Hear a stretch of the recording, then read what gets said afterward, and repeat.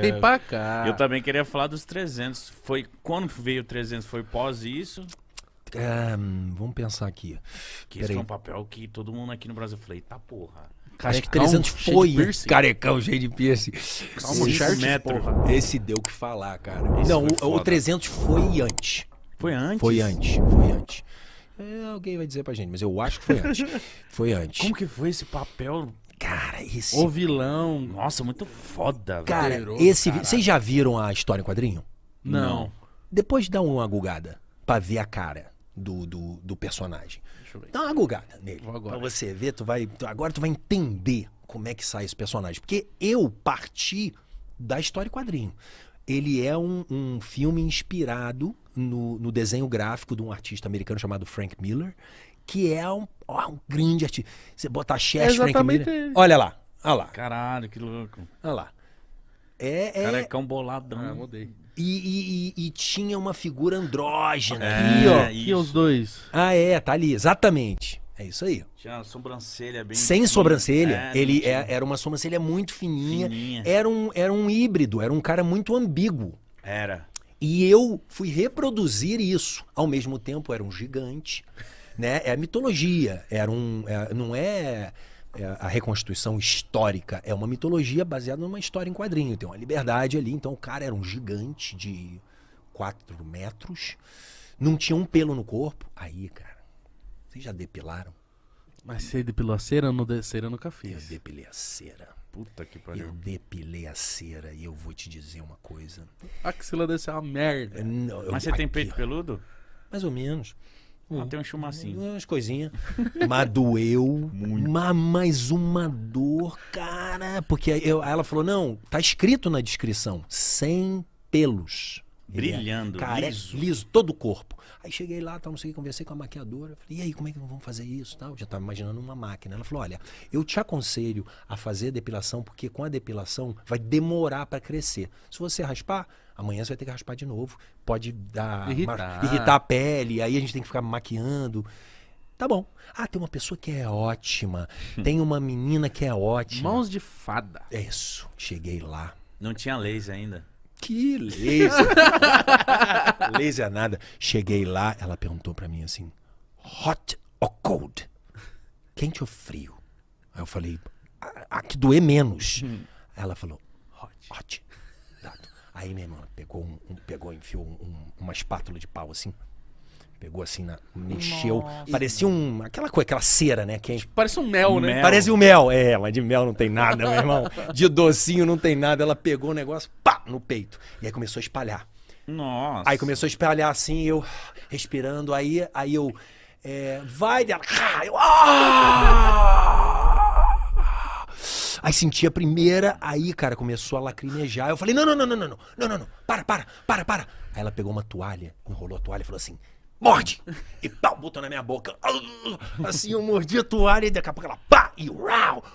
Meu irmão, eu chorava. Mas foi tudo numa sessão? O peito até aqui, abaixo do umbigo. Nossa. E aí, quando acabou isso, eu falei, parou. Chega de história. Acabou esse negócio, eu não consigo aguentar essa dor. É muito dolorido. Porque eu tinha ainda a perna, tinha o braço. Eu falei, não, tá ótimo. Muito obrigado. E aí fui só com aqui a parte da frente depilada, vermelha, chorando. Fui pra casa e liguei pra produtora e falei assim, olha, eu não vou conseguir depilar, eu prefiro que a gente faça raspar mesmo. Aí eu fazia isso, eu entrava numa banheira quente pra abrir lá o poro, né? E aí era uma cena patética, cara. E eu botava o creme de barbear lá e ficava me raspando, raspava o braço e raspava a perna. Isso foi quanto tempo? Trabalho. Foram 3 semanas. Aí, como eu tinha essa caracterização muito específica, então eles compactaram as minhas cenas. Foram 3 semanas direto. E eu fazia isso um dia sim, um dia não. Pra poder manter e não crescer o pelo. Como é trabalhar com o Zack Snyder? Cara, maravilhoso. O Zack Snyder é o cara, eu não sei o que ele toma. Porque, meu irmão, ele era de uma alegria, de uma energia, às 5 da manhã, todo mundo torto no set, cansado pra caramba. Ele, ok, vamos lá, e não sei o quê. Sempre muito disposto altíssimo astral, um dos caras mais maneiros assim que eu já trabalhei como diretor, e se divertindo enquanto estava trabalhando. Ele se divertia, ia conversar comigo, e ria pra caramba. Não tinha tempo Não ruim. tinha uma tensão, né? Nenhuma. Tensão eu tinha, que eu tinha que equilibrar aquele bando de Argola. anel de argola e, porra, todo raspado e não sei o quê, e fundo azul, né? Porque não tinha nada, cara. Isso Era é chroma Nossa, key. eu não É uma imagino merda atuar no isso. chroma key? Cara, essa experiência do 300, que foi a primeira, eu fiquei perdidinho. Eu não entendi nada. Como que fica? Fica um diretor falando, tá vindo um negócio, uma Isso. flecha. Não, ele... Igual um tonto assim. Né? Tá a flecha no lado direito. Isso. Motherfucker. É vem isso. pra cá, Mais ou menos isso. Ele marca a parede era toda verde, né? A gente tava dentro de um estúdio, um paredão verde. E aí, por exemplo, a chegada do Cherche tem um trono assim. Aí só existia o trono. O resto em volta era só parede verde. Aí eu descia da escada, né? Todo lá, equilibrando. Mas mó pose, assim, né? Todo na pose, É o porra. vilão, Tipo, não comia um sorvete, tinha 5 meses que eu não comia um doce. Você tem que fazer um regime Porra, uma rígido. dieta, cara, inacreditável a dieta que eu fiz. Cara, inacreditável. Uma dieta e a negócio de fazer malhação de 3 em 3 horas. Cara, foi... Pra manter o corpo... porque os caras, ele era um deus, né? Então tinha toda tinha que estar como a perfeição das esculturas, né? Era uma coisa muito idealizada, muito... Então foi uma relação, cara. Uma E relação. esse filme fez muito sucesso, Fez. né, cara? Foi outro turning point, foi esse aí. Tá tocando na veia mesmo. Esse aí foi o 300 quando... A gente não imaginava, tá? Porque a gente fez e não tinha ninguém famoso assim no filme, ninguém, um ator muito famoso, nem o Jared Butler, que era o outro rei, não era famoso, e a gente não sabia o que ia acontecer. E aí a gente foi lançar o filme. E aí a gente tava, não lembro aonde, na Europa, em algum lugar. E aí o agente lá dele ligou e falou assim: você tá na capa a revista lá, Entertainment Weekly, a revista do cinema, assim. Ele tipo, aquela This is Sparta, aquele momento, ele assim E aí ele olhou e falou... Eu vi no olhinho dele, assim, já rodando, falando, uau, vai ser um sucesso. E o filme, pô, estourou, cara. Muito, porque ele era muito uma inovação para aquele momento. Toda a fotografia dele, a plástica dele, ele era todo aquele... As batalhas eram sangrentas, mas era aquele sangue... Aquele sangue diferente. que era uma pintura, assim. Então, pô, ele fez um sucesso. Mas fazer era difícil, porque por exemplo, eu era um gigante. Então eu tenho que falar, vamos supor isso, olhando para baixo. E o que eu tinha que olhar? Eu olhava pra sandália do Jared Butler ali e ficava olhando assim. Eu falei, não adianta nada, se eu tô olhando pra sandália dele e ele falando aqui comigo, eu não posso olhar para ele, eu começava a me distrair. Às vezes eu olhava pra cima e falei, não, então não adianta. Aí o camarada falou assim, escolhe a cor. Deu 2 rolos de fita crepe, assim, tinha uma rosa e uma verde. Eu falei, bota a rosa aí. Aí ele pegou, fez um X no chão, falou assim, ó, olha pra cá e dá teu texto aí. E foi assim que eu fiz. Nossa. Pode liberar, o Jared vai pra segunda unidade, lá pra fazer uma outra cena.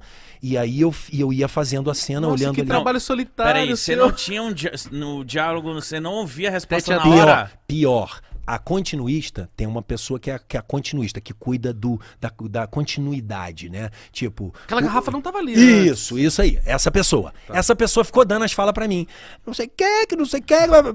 Aí eu falei, não, Nossa, gente, eu não vou... mano. Aí, porque era distrativo, não é um ator falando comigo. E aí eu falei o seguinte, eu vou precisar de meia hora. Eu vou estudar a fala dele. E eu vou imaginar a fala dele. E eu vou reagir à fala dele e depois eu vou fazer. Eu vou fazer assim sozinho. E foi assim que eu fiz. Eu estudei a fala dele, eu já tinha estudado muito, já sabia mais ou menos, aí eu marquei. Bom, aqui ele fala isso, aqui ele fala aquilo, aqui é isso, então aqui eu reajo assim. E a primeira, mas, cara, quando acabou esse primeiro dia, acabou às 5 horas da manhã, foi uma filmagem noturna. Eu cheguei em casa, cara, e eu não sabia nem onde eu tava. Foi gravado aonde? Em Montreal, no Canadá. Frio pra caramba, neve, eu careca, completamente sem um pelo. Ali, assim, cara. Tava lisinho mesmo. Pô, lisinho ali, cara, e mó friaca. E voltei pra casa tonto. Completamente, assim, sem entender Desgastado, nada. né? Com o HD. HD esquentou, acabou o espaço. Meu irmão, cheguei assim, tipo, caramba, o que acabou? Passou um trator em cima de mim. Eu nunca precisei tanto usar a minha imaginação e a minha concentração, a minha mente para me resolver ali. Esse foi o primeiro dia. Depois, aí eu falei, é assim? A brincadeira é assim? Beleza. Então eu cheguei no segundo dia já, aquela cena que eu fazia com Normalidade. o monstrão lá tinha um monstrão que era corcunda, assim, que tinha um negócio. E aí a cena era, eu entrava e o corcunda tava andando, assim, não sei o quê. Aí eu falei, bom, ele tá em movimento, como é que vai ser? Aí o cara veio com uma bolinha de tênis e espetou na ponta de uma haste, assim, tipo esse microfone aqui, ó. Aqui tá o monstro. E aí ele ia andando com a bolinha de tênis e eu ia olhando na bolinha de tênis. Olha o monstro. E o monstro tá ali. E aí eu Uma falei, bola. esse é o jogo. Esse é o jogo, então vamos lá. Vou jogar esse jogo. Projeta, e aí eu fui fazendo. Quando você viu o resultado? Eu fiquei... Cara, eu tava no negócio azul. Valeu, obrigado, senhor. Vendo uma bola de tênis, Isso. careca, olhando pra baixo. E eu vi naquele cinema, aquela tela gigante que eles têm lá, como é que é o nome daquilo? IMAX? Isso, IMAX. Eu vi no IMAX, cara. Cara, eu não conseguia falar quando acabou o filme. Porque eu vi, eles fizeram uma sessão pra gente no IMAX, e o IMAX, aquela tela assim em cima de você, cara, eu vi aquilo. Primeiro que nada estava lá. Era tudo fundo verde, então eu não conhecia Foi uma surpresa pra todo O mundo. ambiente, você não sabia nem nada, do ambiente. né? nada. Eu vi aquilo, eu falei, caramba, cara, o que a tecnologia faz? E funcionou. Mesmo a gente fazendo dessa forma, depois eu vi que a pós-produção entrou, construiu. Eu falei, porra, que loucura. Mas eu fiquei chapado com as cores, com o visual. Eu falei, nossa senhora. Foi muito dinheiro investido nesse filme? Era um orçamento bom, eu não me lembro o valor, mas não era o alto orçamento, era o médio para os Estados Unidos. Mas era um bom orçamento. Eles não sabiam, né, qual ia ser o tamanho do filme. Naquela época, diferente de hoje, se você tinha um ator muito conhecido, uma estrela, no que eles chamam, Já fica mais caro, né? exato. E aí mas por quê? Porque você sabe também que vai dar público. Você botava lá o Brad Pitt, você sabe, né? O Tom Cruise, você sabe que o público vai vir ver o ator. Nesse caso, não tinha isso. Tinha uma história que eles acreditavam muito e tal, mas não tinha isso. Então Foi uma Mas isso aposta. foi uma aposta. Mas isso é ótimo também porque você pode despontar, né? O outro ator desponta também. E aí nascem novos atores Foda. pra chamar público.